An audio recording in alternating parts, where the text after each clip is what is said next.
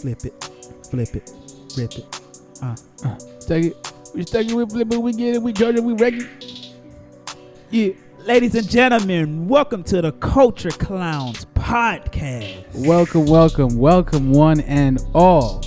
I am your host, Jay Combs, aka Mr. J Stay Saucy. That's J Stay Saucy, JayStaySaucey.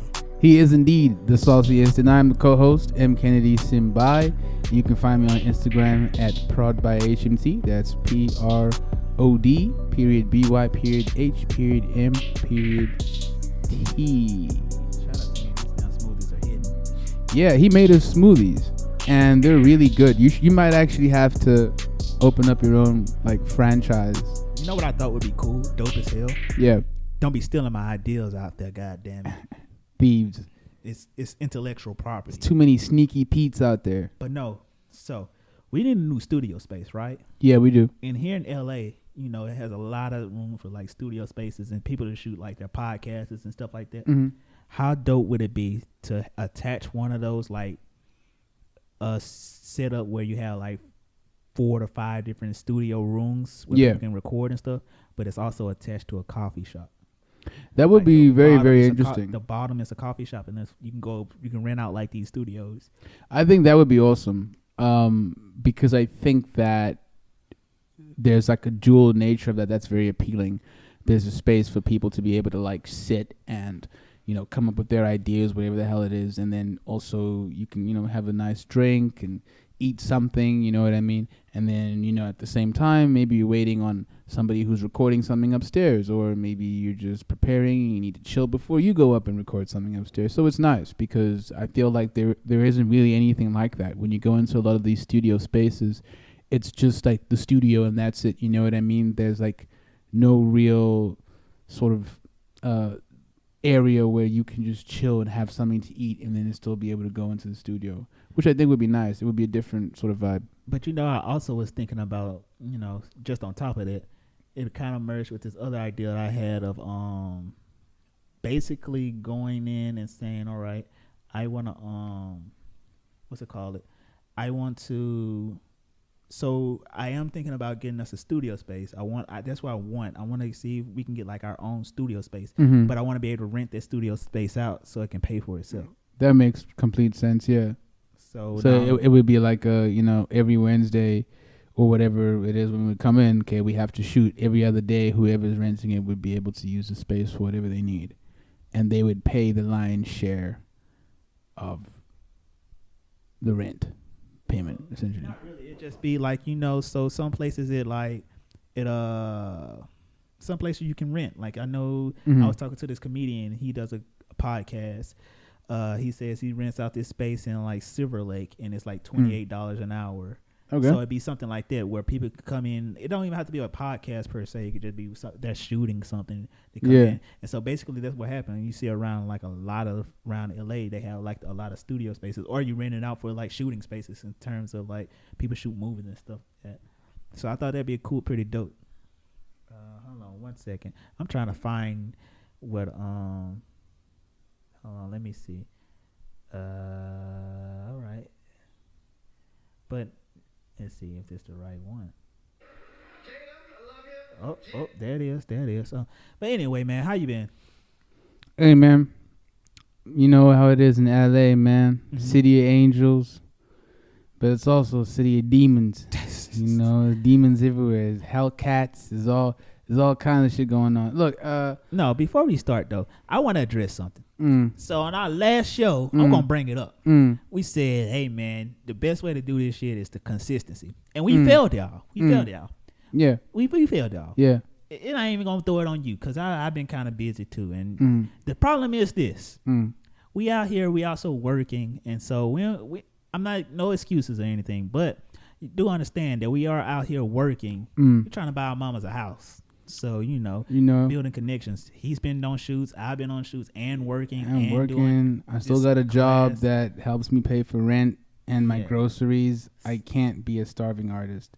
I cannot have a roof over my head. You know how it is. It's tough. It's really, really tough, guys. You know, that life, that there was nothing ever appealing to me about that. Like I've always been scared of that to a sense. Like man, I would hate to be a starving artist. But yeah, the only thing more difficult than being an artist is being a starving artist. Yeah, yeah. The only thing, like, it's one thing to be stupid. It's another thing to be broke and stupid. Yeah. yeah, basically. It's one thing to be stupid. But Oh, it's a man. whole other thing when you're broke and stupid. Yeah. And I say that all to say, man, hey, look, we're going to do our best to get more content out and try to be consistent as we can. But in the meantime, when we're not, just understand, we're out here trying to be better and work on ourselves. Because once we get in a better position, that means better quality and content that we can put out for you. Yes, so sir. Just know we haven't forgot about y'all. We sorry that we lag and take breaks off. Just know we coming back. Everything's coming together. For me, we just figuring out how we can not only build our lives, but also for me, it's one of those. How can I build my life so I can build the product exactly. that I give to you? You know, a minimum viable product. And also, like you said, can't do a podcast if we don't got nowhere to stay. That's a very good point. Yeah. So with that, anywho, we want to get into the show. Yes, sir. Let's do it. Man, here's my thing. Before we get started, I want to say this. We're going to talk on this subject. And I get it. Everybody and their mama had a take on this subject. And we all know. But we finna talk about it. But after this, I'm finna say my piece. I'm done talking about it after this. And I'm so done with this topic.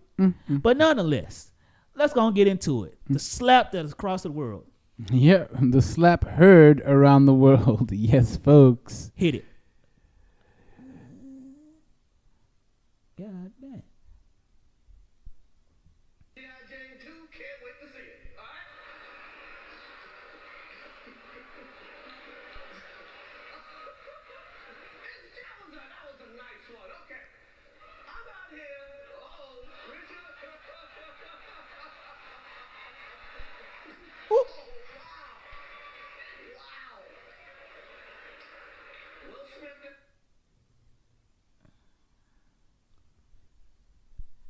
And two, can't wait to see it. All right?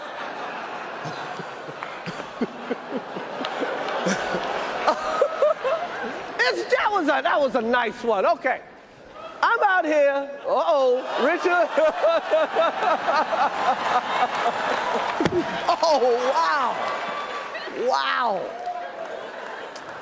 Will Smith just smacked the shit out of me. Chris Rock got his shit slapped by Will Smith. Basically, long story short, he got the shit slapped out of him. I ain't seen a slap like that since I watched Pootie Tang.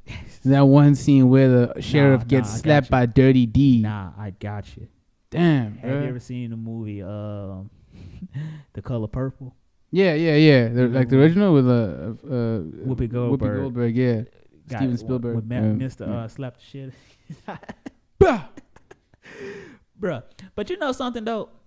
My first thought when I seen that, and even now, even just rewatching it, and I get everything around it, I'm still not 100% completely sold that it was real.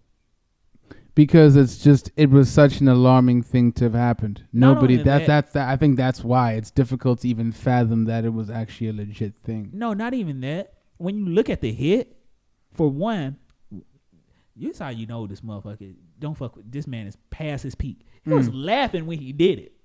This man was laughing.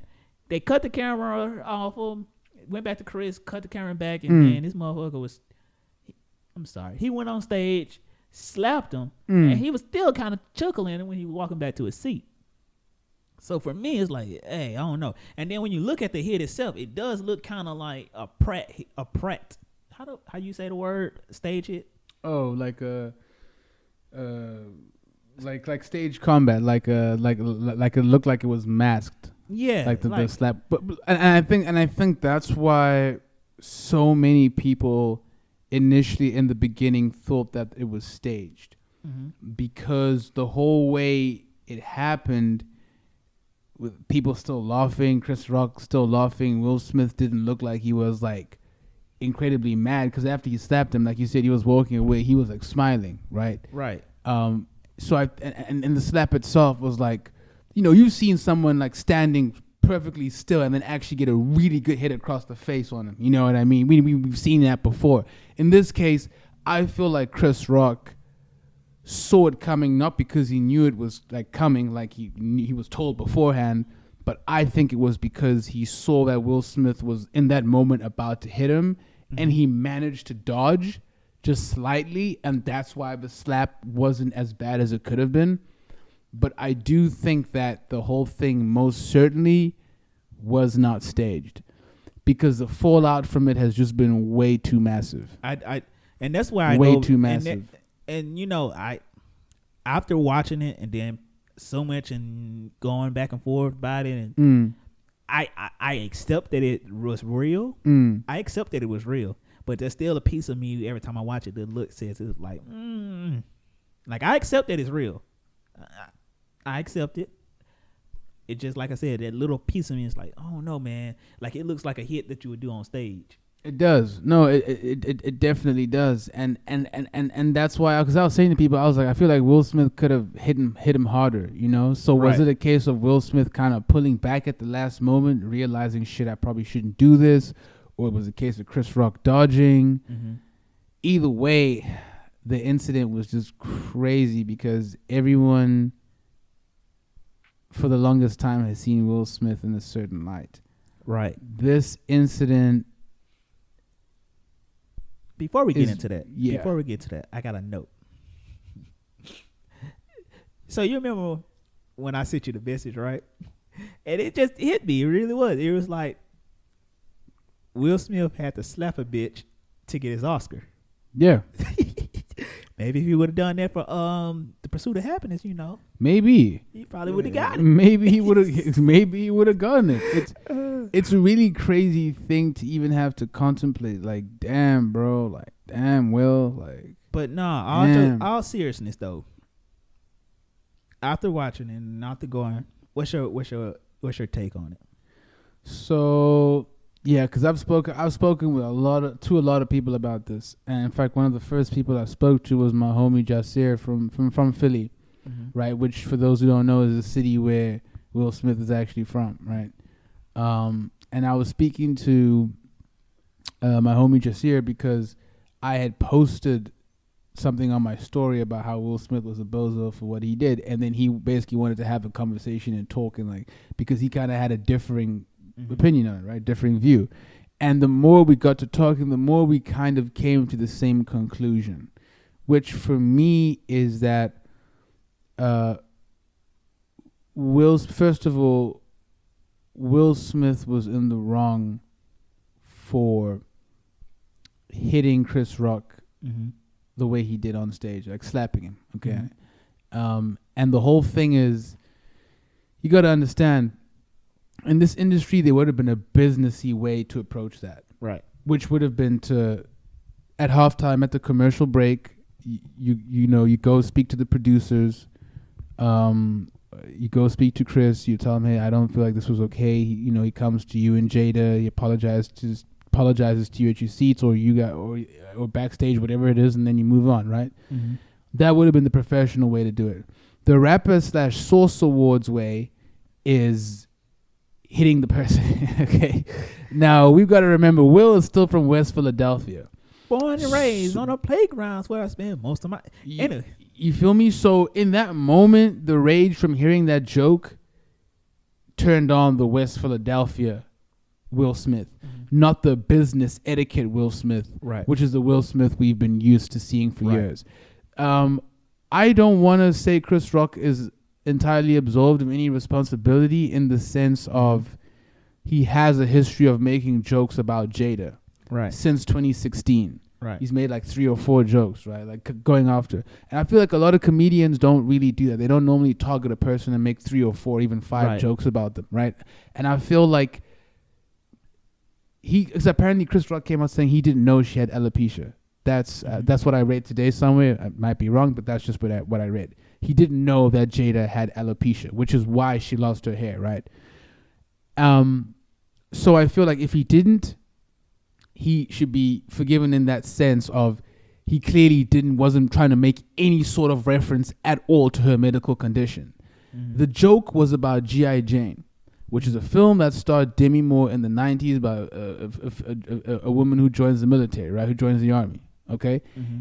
And Demi Moore in that film obviously had a bald head, and she was a strong female protagonist. Right. So for me, with Chris Rock said it, I was like, oh, it's a joke, but it's not even a bad one. Mm-hmm. It's a joke, but it's really not even a bad joke. Like, right. To get upset about that is like, from Will Smith's end, is like, dude, like, that's nuts, right? So even if Chris Rock was not sympathetic to Jada or what she was going through, I still feel like the response was way too heavy-handed. Mm-hmm. And then I also feel like Will Smith was laughing at that joke. And then he turned and looked at Jada and saw Jada wasn't happy. And then he decided to do something about it. Which for me is like, dude, in that moment, you're trying to, like, why did you do that? Because it's very obvious that you yourself weren't even offended by the joke. You know what I mean? It's a different thing if from the beginning, the moment he heard Chris Rock say that and he was pissed and then got up immediately, then I would have been like, okay, there was much more of an immediate kind of like just not even wild thinking, not thinking. Right. But he thought about what he was going to do based off what Jada's reaction was. Right. He knew he had to do something. Last thing I'm going to say, Jada is a very, very toxic woman. Mm-hmm. Incredibly toxic. We've talked about this before. Mm-hmm. She's very, very, very toxic. And gents, all the men out there, you be careful, guys. That's all I'm going to say. Mm-hmm. Be careful. Right. Okay. I feel that. I feel like a lot of your points, you do have a lot of valid points.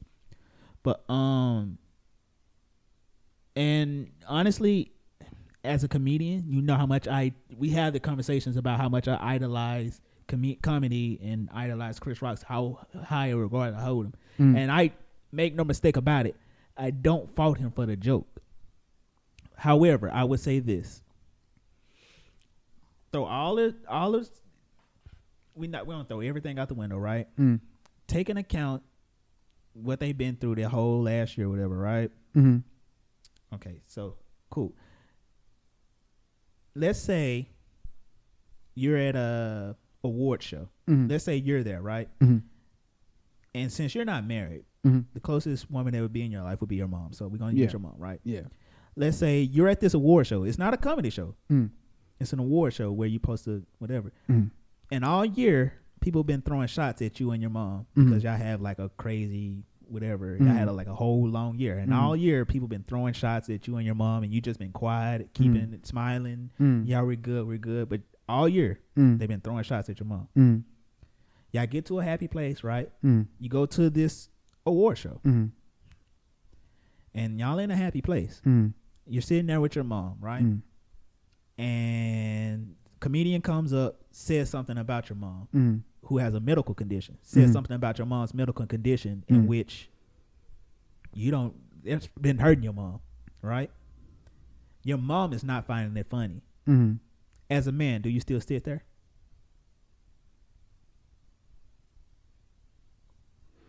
Yep. You still sit there and you still sit there, right?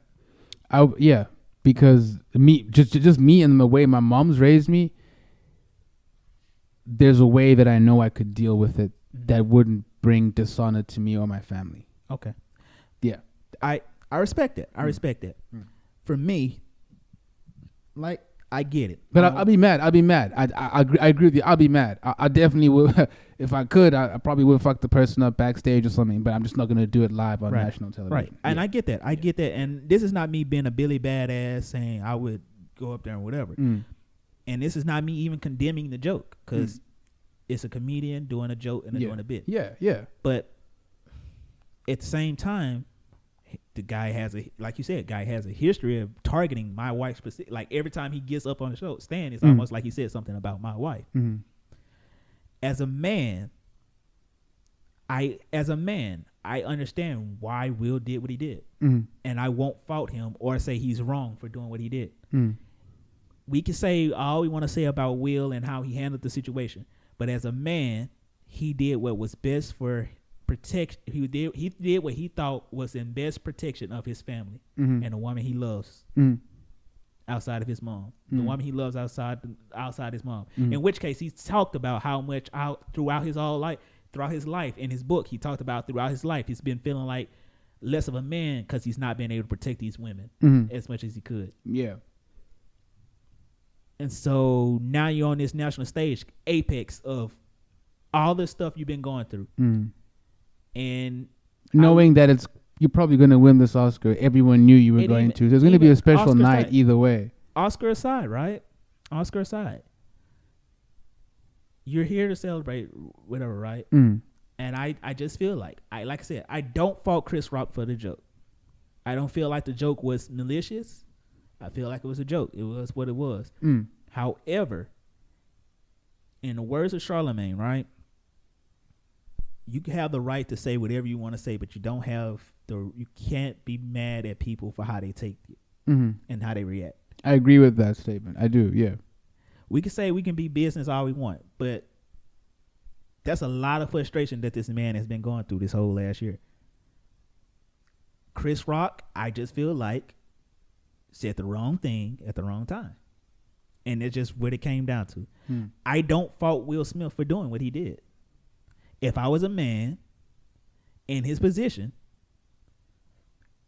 knowing what I had to go through all last year, people talking about entanglement, people talking about how she said she throwing rumors around saying, "Oh, I don't satisfy her," and all that, and like I get a lot of that is self-inflicted. I get it 100%, but this is what they had to deal with all last year. That was actually also going to be my other question. They had to. I have two, but the first one actually relates to exactly what you've just said. Do you feel like they really deserve a great degree of sympathy because they were the ones putting all this information out there? I like put it like this. It's not about sympathy. I'm not feel how you want to feel about them. All I'm saying is in that situation, I know a whole lot of dudes who would do worse for less. Yeah. Yeah. Oh, hell yeah. Yeah. For sure. I know some hotheads back home in SA who would, And I hate these people that's like, oh, if he was cis, if Chris was this or he was that. Chris was just the wrong person to say the wrong joke at the wrong time. Here I am at what's supposed to be the apex. Like you said, this guy knows he's finna win this Oscar. Yeah, I'm at the apex of my, like, this is supposed to be the night of my life. I'm trying to laugh off as much as I can. You want to make a joke about me? I'm here. Yeah. But I'm tired of y'all making fun of me and my wife. I'm tired of y'all making fun of my wife. My wife is sick and tired of this. I have to, as a man, you have to make a decision. I'm either going to put an end to this or keep letting it go on. The second question relates again to basically what you just said as well, which is something that I saw online on Twitter. So one of the things that people were speaking about, especially women, and that's why I think this is going to be a very interesting discussion to have.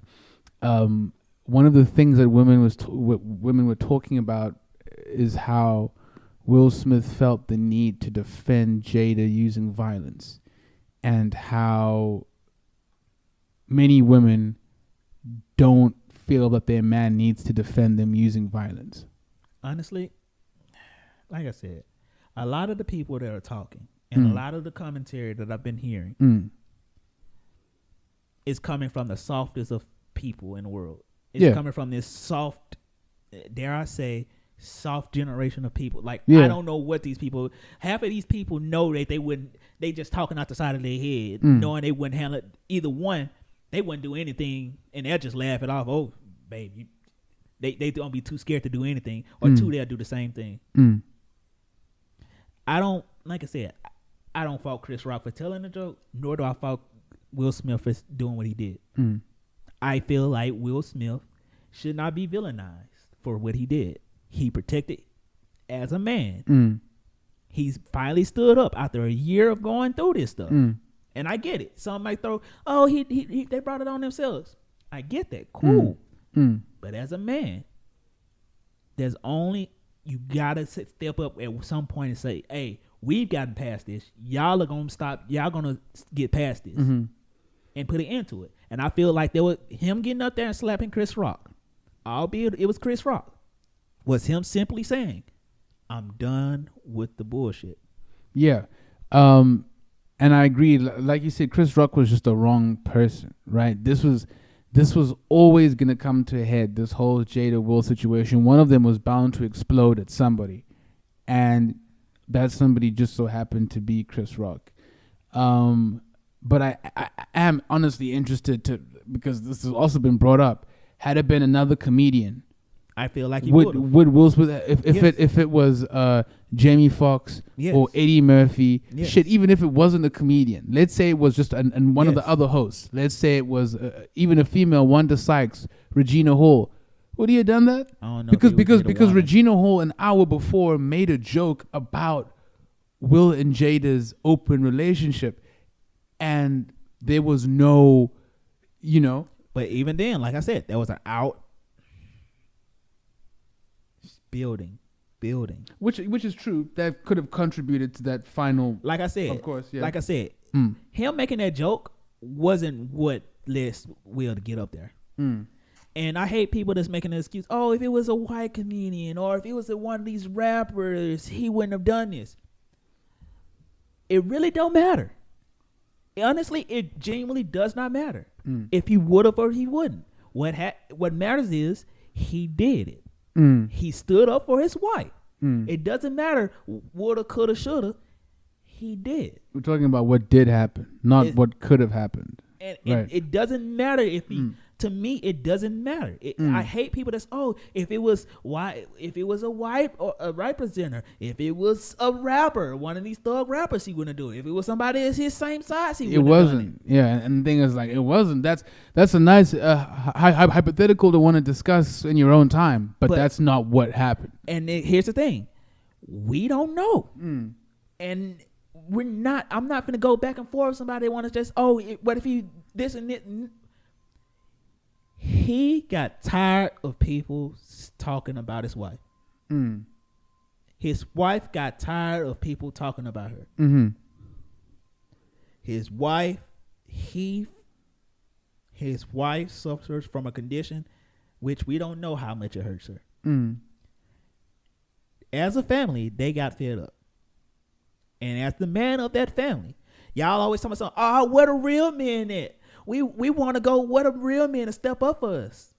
That's also a very good point. I'm usually not. What happened to the defend black women? Yeah, defend black women. Y'all always talking about and that's a very good point that you're making, because a lot of the same black women I saw on Twitter always talking about defend black women, this, that. Why don't y'all stand when the police are brutalizing us? Why don't y'all stand up to them? Why don't y'all punch back? Why don't all that type of shit, right? These same women are now scolding Will Smith. Some of them were even going so far as to say that these were signs that he's a domestic abuser.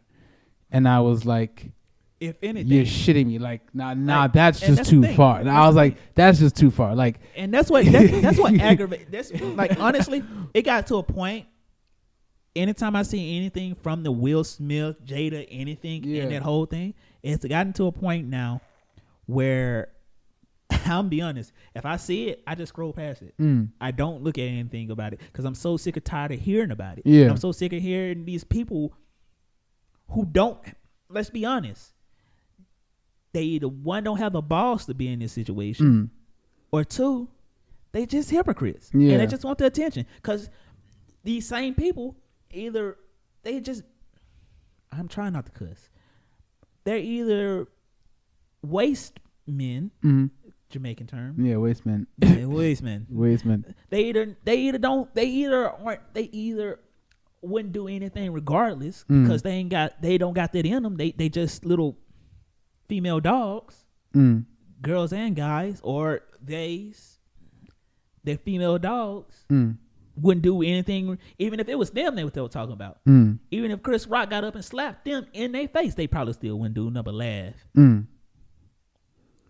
And then you got the other people on the other side that's condemning him. It's like these are the same people that like 3 months ago talking about how They how hard and tough they are, and how much they'll ride for their woman, or how much they want their man to ride for them. It's like, bruh, what? It's crazy. But somebody gets up and ride for their woman, now everybody got a problem. Like, you see, and that's my. And then the same people, and then that's my thing. I love. Sorry, no. I'm sorry. I mean, no, that's cool. Because No, I'm getting in there. Yeah, it's good. And then it's a person right now that I know for a fact that I follow. Had that been his girlfriend, he's been posting all this stuff in defense of Chris Rock or whatever. But had that been his girlfriend, hands down, he's not having it. Yeah. There are a lot of dudes out there that it's like, until you're in that situation, you can't even blink at their girlfriend wrong. I know this dude for a fact. You can't even blink at his girlfriend wrong. You can't even look at his girlfriend too long with him and get mad. So imagine now if you've been making jokes about his girlfriend for a few years and now he's in a place where it won't even get that point. Yeah, you made one joke about his girlfriend, bruh, getting hot. Yeah. Dude, and that's how it is, especially with folks in the community, bro. Especially with black folks, because guys get heated. But the thing is, I'm definitely all for protecting black women, and so that's why I understand where Will Smith's anger came from. It was just misdirected. And I think that's what people need to understand. His anger was misdirected. The slap was misdirected. The fact that there are millions of people watching all around the world who saw that, including kids, very unfortunate. You know what? I don't think anyone wants to condone physical acts of violence, but there's something that's even more important in this, which is something that somebody brought up on Twitter, which is about how, yes, it's important, and we've done the work of telling people turn the other cheek. But the issue is now we've gotten to a point in society where people are sometimes way too comfortable talking shit, and they feel that there aren't going to be consequences for what they say. You could be the first person to say something. You could be the last person to have mentioned something about whatever topic it is. Then unfortunately, you get the brunt of whatever the consequence is.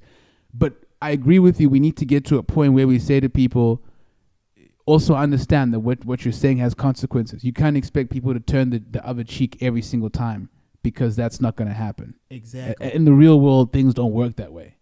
Like, I wish things did work that way. I forgive you.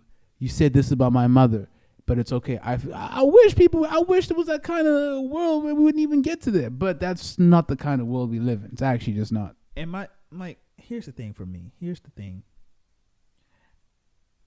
Somebody, I heard the same sentiment on like TikTok or whatever, or maybe it was the Breakfast Club. I forgot which one. I just been going back and forth a lot lately.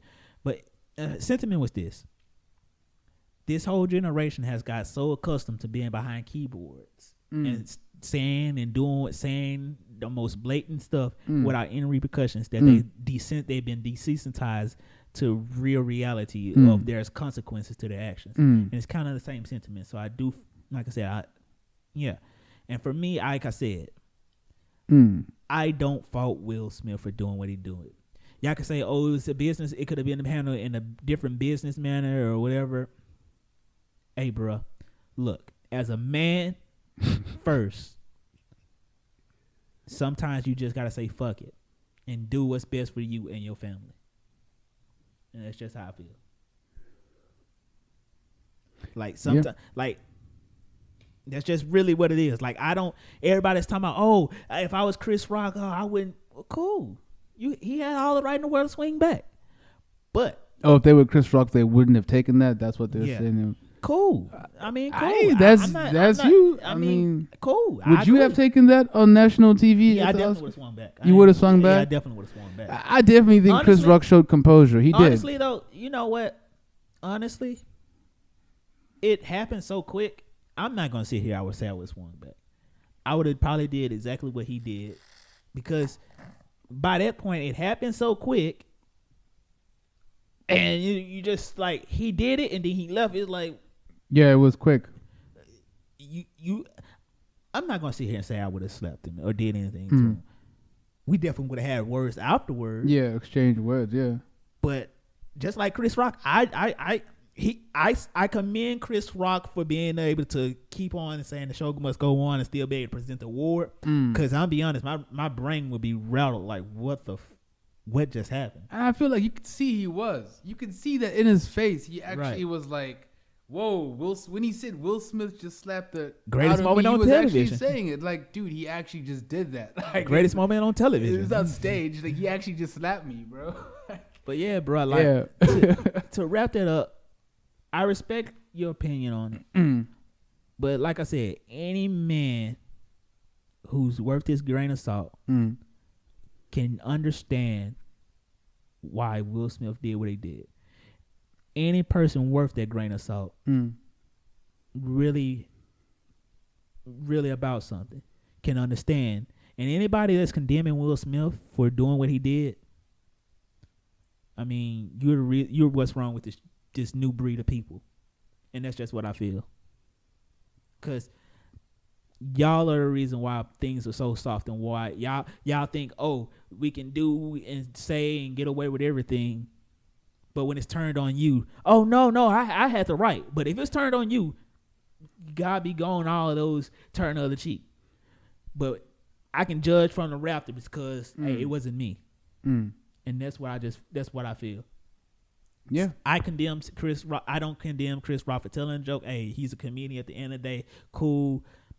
It's a joke. I get it. On my comedian side, I get it. It's a joke. But at the same time, jokes have consequences, and that's why even when I'm doing my stand-ups, I try hard to not do anything that I feel like would offend anybody. You know what I mean? Like, you're probably not gonna, you're probably not gonna go in there and say a very raunchy Nazi joke or say something about people being gassed in showers and shit, because that's not gonna end well for you. You know what I mean? No, my thing is this, man, because I'm not an asshole, and I would feel and low key, like I genuinely would feel bad, like that I did, like, bro, that wasn't even cool. That wasn't even called for me. And for me, when I do my friend was like, my friend asked me, you get up there on stage, what would you have done? I was like, man, I don't know, because basically when my sets, they're either one about me, about my family, or some contradiction that I see in the world, like some weird contradiction, like y'all do this. It's like weird paradoxes. Like, say for instance, we talking about going to war with Ukraine, yet we can't afford gas, stuff like that. Like that's what I think. That's what I steer my comedy towards. And if somebody found like the contradictions in whatever I talk about, somebody got offended with some that I said from those type of things, then that means I'm struck a nerve it's true. Yeah. And I'm sorry it's true for you. I'm sorry even more true for you, but yeah. And I think definitely we need to get to a spot where most people are just willing to be blunt and honest and tell the truth. And I'm just all I do is personally, I don't condone violence, but understand that we are animals.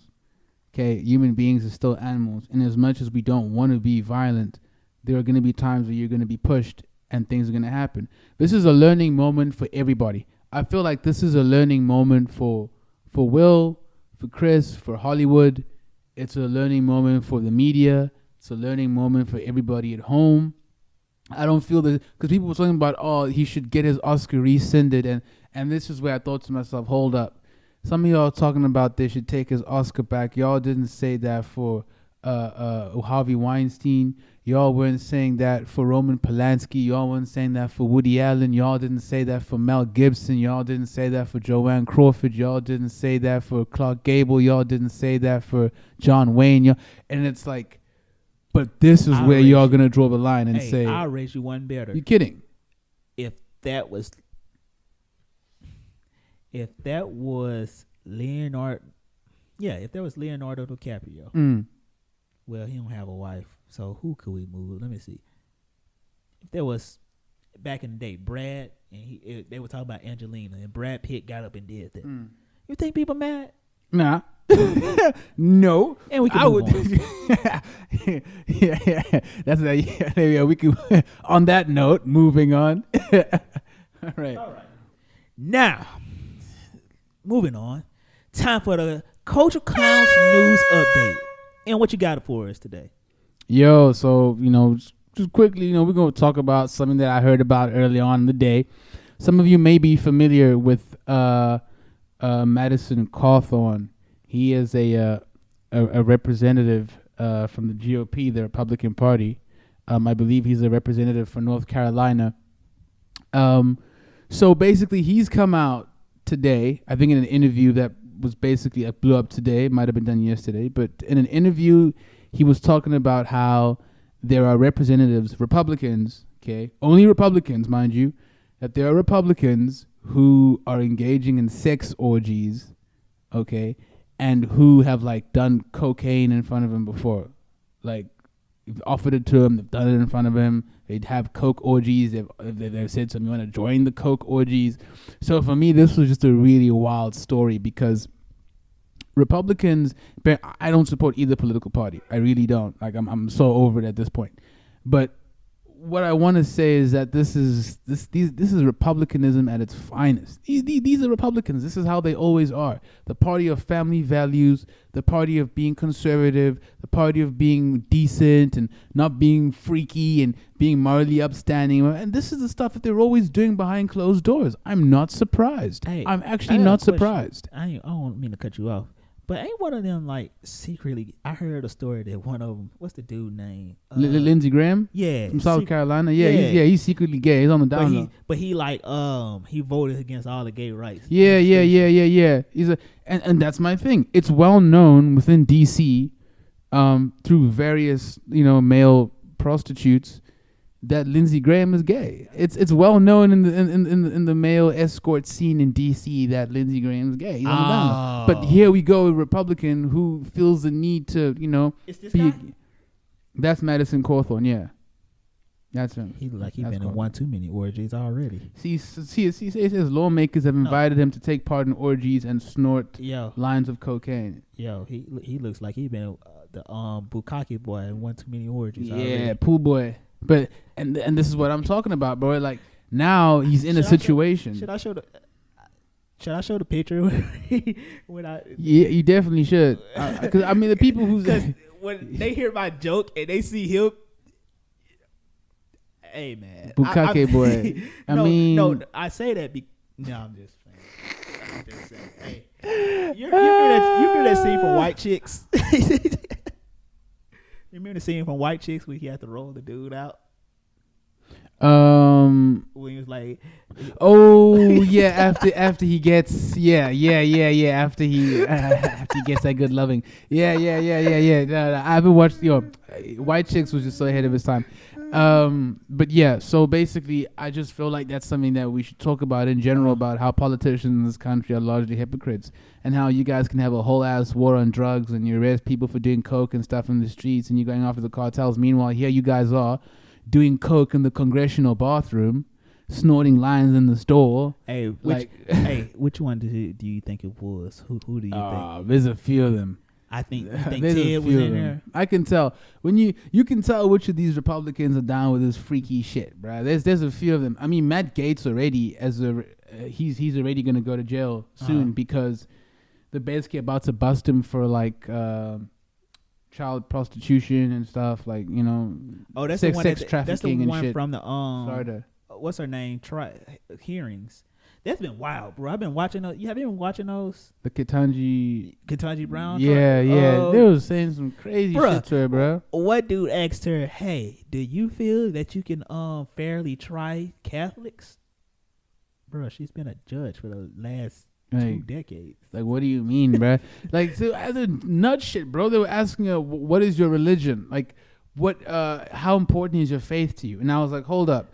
I thought it's agreed that we don't have a religious test in the United States Constitution. So where the hell do you get off asking her these questions? Hey, that's why, Muppets. Honestly, I'm sorry, I didn't mean to change the subject from this, but I do find like people that are pro-abortion, like pro-life, and then you ask them, okay, well, why do you feel like it should be a law? It's like, well, it goes against my belief, but I thought we was freedom of religion or oppressive religion. Mm-hmm. So it's kind of like you basically forcing your religion where you say you don't want religion. Ding, ding, ding, ding, ding. People don't realize when they talk about freedom of religion, they mean the freedom to have my religion imposed over you. Right. That's what they mean when they talk about freedom of religion. They mean freedom to have my religion imposed on you. That's what they mean. There's no and the founding fathers and those who've been in government have been very clear about this. There's a separation of church and state, and that's how it should be. But Republicans are hell bent, and just conservatives in general in the United States are hell bent on making these laws. Basically, it's like Sharia law. I don't see a difference because it's based on religious law. I don't see a difference between Sharia law and a lot of these kind of these Christian fanatics who are trying to make the U.S. Constitution basically based on the Bible. And you know, it's funny you say that, right? Zealotry. It's religious zealotry. You say that, right? And boy, I hate this dude, Mitch McConnell. Yeah, Froggy. Mitch. Cocaine Mitch. Oh, nah, the old man. Yeah, Kermit. He looks like a grown-up Kermit. Yeah, the turtle Mitch, Cocaine Mitch. Yeah, you know why they call him Cocaine Mitch, right? I don't care. I just hate his face. Every time he gets on the screen, I just get, I just want to punch him. He's old, and you can tell he has a Confederate battle flag in his back pocket. Bruh, I used to have a teacher who reminds me of him, but only that teacher, man, I just hate this dude, bro. I hate this dude. I really do. He never says anything constructive. So anyway, I say that to say this, right? You just made the point that they have all these things that they want to bring laws into like the Constitution that aren't there. When literally one of his main arguments about not voting Ketanji Brown in was, I don't want you interpreting the Constitution and adding laws. It's like, but y'all literally do that all the time. That's literally what the Republican Party do. And make no mistakes about it. I like him. I don't really care about Republican, Democrat. I don't. At this point, they're both the same. They're one and the same. They really are one and the same. Both parties are shit. If you really want me to be honest with you, Democrats are the most Republicans. In many ways, they are. And I really began to realize that in the past year that the Democratic Party is failing because they're just an unserious party. The Republican Party is a transnational crime syndicate. Okay, largely backed by Russian oligarchs. You've got to understand this. But the Democratic Party, they're just there. They're just there. It's just ineffective. No communication, no messaging, weak, inept. There's so much that I could say about them. It's actually ridiculous. I'm gonna be honest with you. It's funny because it's like, oh, you're hardcore conservative, hardcore liberal. If you really think about it, and you really think about the laws that have been passed, and I had this conversation with a former coworker of mine when I used to way back work at that security job. I told him, I was like, man, I don't really trust either one of them because if you think about it, if you really think about the laws that they do, they're really one and the same. They're both really the same thing. And it's just a game. It's a game. They work with each other in order to preserve power and ensure that they can keep having their money. That's the whole thing. If you really want to know who runs America, who do you think runs America? I'll tell you, I know who runs America, but who do you think runs America? Honestly, to select few people. Business owners. It's not even business owners. Like rich billionaires. It's not even them. Yeah. You know who runs it? Well, I guess if you want to throw the broad term billionaires, the 6 major banking families. Oh, I see what you mean. The banks. Yeah. The banks actually run the country. Yeah, the banks actually run the globe. And you're right, because ultimately these rich people who are largely in debt, the banks are the ones who've given them the funds to be able to start their businesses. If you think about it, everything from when what's his face took the gold standard out and made everything backed by the U.S. Treasury. And good faith with her, right? The banks have controlled everything. They control who goes into office, and they control the banks control. So this is not a conspiracy theory. The banks control everything. That's just how I'm gonna say. They do. Because here's the thing: they control the money. If you control the money, you control the power. If you control the power, you can control the people. And if you control the people, you can tell them whatever you want to tell them. Facts. And you can have a little puppet show between, it's right wing, left wing, Yeah, that's puppet, yeah, that's really all it is. It's just Yeah. art. It's just political TV. That's really it. They have no real power. If you really Republican, Democrat, it doesn't matter. It's just a show. It's just a show. Literally, the Rockefellers, the J.P. Morgans, the whoever had you at Yeah, JP. That dude's a legend, bro. Dude survived like multiple assassination attempts. The Federal Reserve. Yeah, the Fed. That's who controls them. He who has the biggest bag has the most power in it. It's all about money, because with money you can get power. And you want to know something? You know, and here's the thing. So you know the history about how like the U.S. like after World War II, the U.S. made conned everybody into like everybody in the world to let us hold your gold. So they conned them. Everybody sent the gold here, right? And then the Middle East stuff started happening.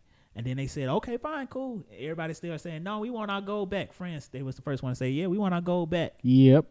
U.S., I think it was, I forgot who it was. I think it was Roosevelt. It was Roosevelt. I think it was Roosevelt. FDR. He was like, yeah, I think he was like, oh, well, sorry. Okay, y'all want y'all gold back? Okay, cool, never mind. So there's no longer gold anywhere. We're just going to create a Federal Reserve. We're going to create a Federal Reserve. Now everything is backed by the U.S. dollar. Yeah. The U.S. dollar is the standard for the world markets. That's why if the U.S. dollar fails, everything fails. Facts. And so it's not backed by gold. It's backed by the good faith that the U.S. will hold it. And what is the number one thing that's limited? What's the resource that controls everything? If not money, what's that money backed by? Oil. All about them oils, the diamonds, and hence the reason why gold, man. Oil, diamonds, gold. Hence the reason why the U.S. control. Hence the reason why the U.S. dollar is the primary dollar around the world. Because, and hence the reason why also U.S. goes into these places and try to take up their oil. Because, all our dollars are technically backed up by oil and good faith. Yep. Who controls all this oil and good faith? The people who control the money. Who controls the money? The banks. I think that's definitely a conversation that we can go more in depth into, because there's really a lot of history that a lot of people don't know, and you really have to do your own research and read these books, man, and go through these different sources, because a lot of the stuff is hidden knowledge. And once you begin to understand it, you really begin to see, what's going on. But all right. What are we? All right. Now, you ready? Switching topics, and that's my spiel on that. Yep. Anywho, switching topics. Y'all ready? Now it's time for my favorite part of the show. It's called, you know what it's called? It's called Questions with the Clowns. And this one, we're going to do it a little bit differently. We're going to do it in cahoots with a reaction to a video. So I want y'all to watch this video, and then we're going to have a little discussion about it. So, you ready? If you're going to be married long term, I can't marry a guy who I've never slept with. You want to test the waters. I think after 8 months we're exclusive, we could be there. And that was kind of like, he wants to make sure we're going to get married and I was going to have his baby. And I'm like, I can't marry you and have your baby if we've never had sex. Like, that's going to... So whose fault was it that y'all wasn't having sex? It was hers. It wasn't my fault, because he didn't want to do it unless we were going to get married. Like, he wanted to have sex. I do remember this story. Yes, unless... And I told her she's bugging. No, I'm not. Yo, Charlamagne.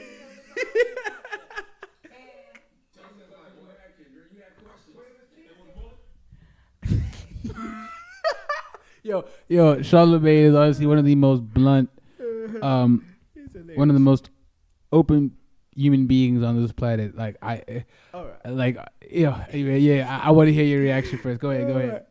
So, y'all seen the video, and so the questions with the clowns question is: are you ready?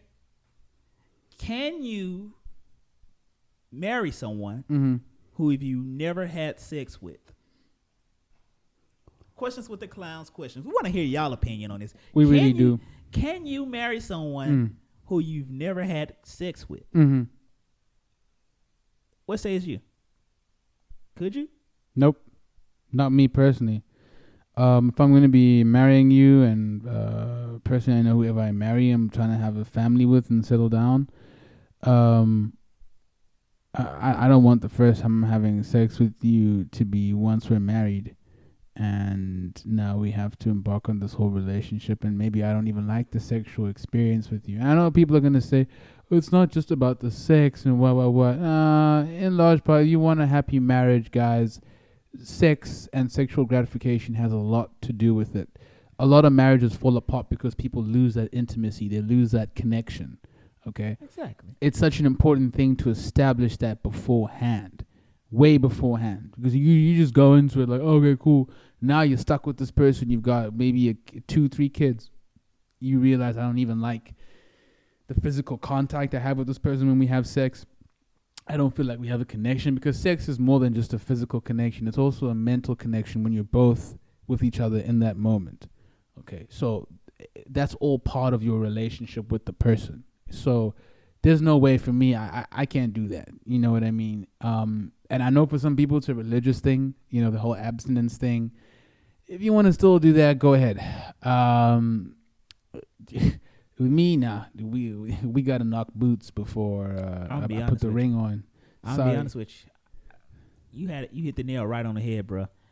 The first time I smashed can't be on my wedding night. Yeah. I got to be able to test it out and see if this going to work.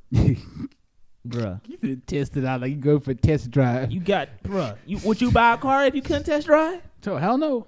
Bruh, no, I'm not finna get in here and you don't know how to ride. And I don't know. I'm definitely testing that shit out. And then I gotta be faithful. Bruh, what if you don't know how to, toppy top, give it top. That's some things that, hey man, look, if you don't know how to please, like for me, I hate when people say, oh, it's not all about sex. Okay, cool. Relationships aren't all about sex, but don't negate the fact that sex is a big part of relationships. It is. I don't care what you say. If you take sex out of a relationship, I don't care who you are. Sex, that's what we are as human beings, as animals. Mm-hmm. I hate this, relationships should be more, you should be in love. Okay, cool, that's all, whatever, cool. I'm like, y'all are prudes because y'all the first people bugging about how your partner ain't satisfying and you. That's first people. And that's the thing, like, cool, okay, it ain't not, no. You get in a relationship to smash. That's the whole point of it. Whole point. Like, I don't care what people say. It's all about love. Okay, yeah, love is a thing. But if you having bad sex with the person you love, you're not gonna be happy. You're not gonna be happy. It's that simple. A lot of divorces happen because one cheats on the other, and then what about open relationships? No, like my thing is this: if I'm gonna get even if in an open relationship, if you're not getting satisfied by the main person, I'm sorry, it's not going to work. Like Will and Jada. And so my thing is this. Oh, you're a clown, bro. But no, bro. Like, if a girl came to me and said I would not get sex for marriage until I get married, well, cool. Well, we're not meant to be together. It is what it is. Because one thing for me is like this: I have to know that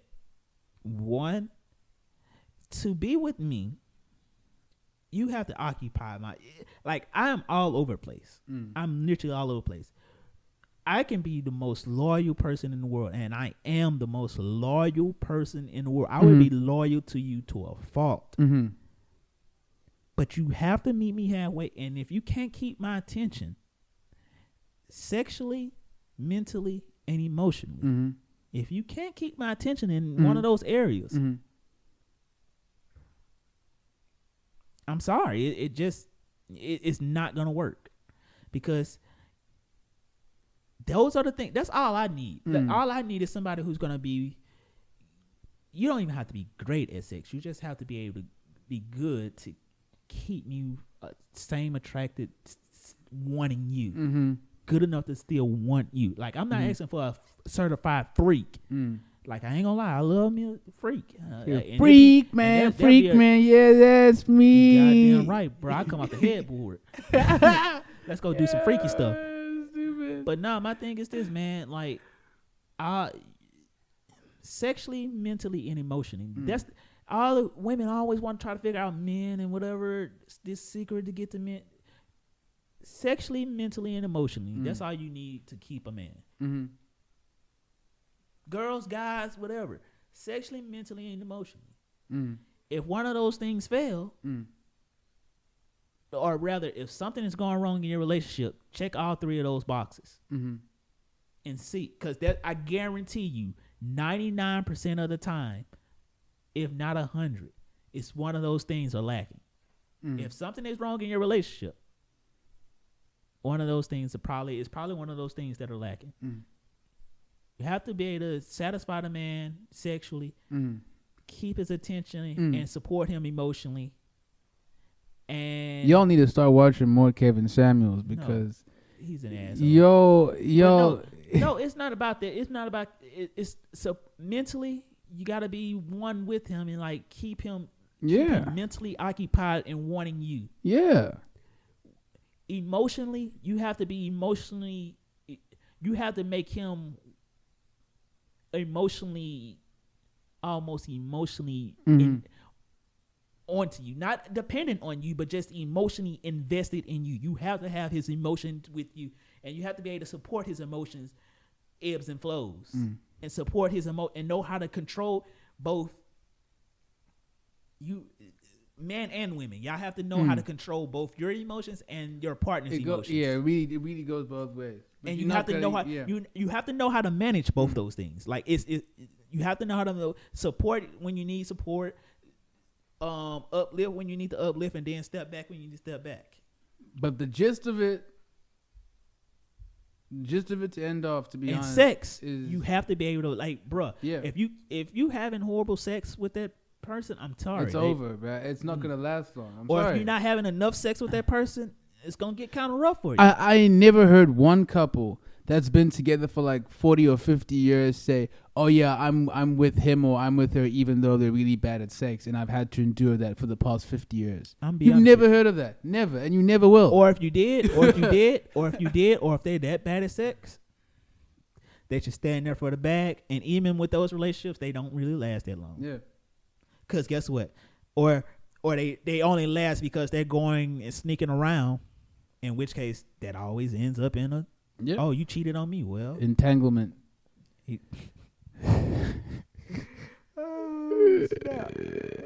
All right. So for artists of the, all right. So with that, for artists of the week this week, since we haven't been posting them online, I forgot. I'm sorry. It's been on me. YouTube's been tripping, uploading the videos. So what we're going to do is the artist of the week is the last two artists that we post. Yeah. Last week, I'm going to post both here. So it's going to be my homie Kazi View, and KAZIVIEW. You can find him on Instagram. He's also got lots of stuff on YouTube and on all platforms. He real dope, man. He tapped in with a lot of people. You know, Diego Money. Some of you might know who Diego Money is. Tapped in with him. A whole lot of other people. You know, he be working with Jordy Calling. You know, my my record label co-owner. You know what I'm saying? Me and Jordy got that label, and also we produce and stuff. So we be working with him, doing a lot of stuff, man. And he's out of NY, out of Rochester. So yeah, you know, support him, please. Listen to his music, man. We're definitely gonna keep supporting him, keep putting him on here, doing our bit. You know how how it is over here, man. You know how we be. You know. And for me, it's gonna be my guy. Dang, what's his name?